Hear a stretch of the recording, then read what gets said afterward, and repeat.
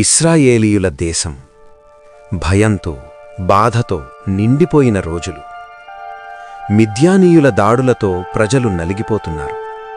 వారి సైన్యం లక్షలాది మంది, సముద్రపు ఇసుక రేణువులంత విస్తారంగా.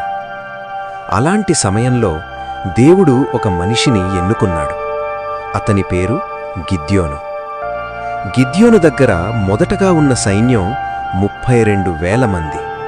కాని యెహోవా చెప్పాడు, గిద్యోనా, నీ దగ్గర ఉన్న సైన్యం చాలా ఎక్కువ. ఇశ్రాయేలీలు తమ సొంత శక్తితోనే గెలిచామని అతిశయించకూడదు. భయపడేవారిని వెనక్కి పంపమన్నాడు దేవుడు. అలా 22,000 మంది ఇంటికి వెళ్ళిపోయారు. ఇప్పుడు మిగిలింది 10,000 మంది. కాని దేవుడక్కడే ఆపలేదు. మరో పరీక్ష, నీటిని తాగే విధానం ద్వారా ఎంపిక.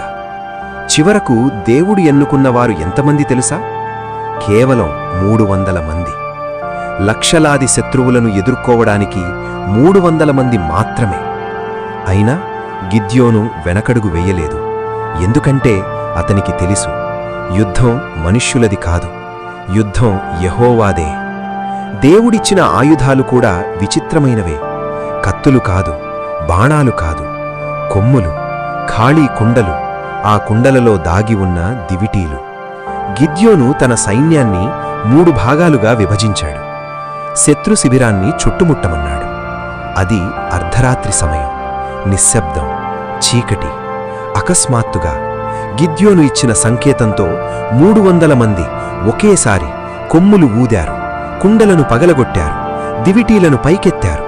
ఆకాశాన్ని చీల్చేలా ఒకే స్వరంతో కేక, యెహోవా ఖడ్గము, గిద్యోను ఖడ్గము. ఆ శబ్దానికి, ఆ వెలుగుకు మిద్యానీయులు బిత్తరపోయారు. దేవుడు వారి మధ్య కలవరం పుట్టించాడు. శత్రువులు ఒకరినొకరు కత్తులతో పొడుచుకున్నారు. భయంతో పారిపోయారు. ఒక్క కత్తి ఊపకుండానే, ఒక్క యోధుడు పడిపోకుండానే దేవుడు మహావిజయాన్నిచ్చాడు.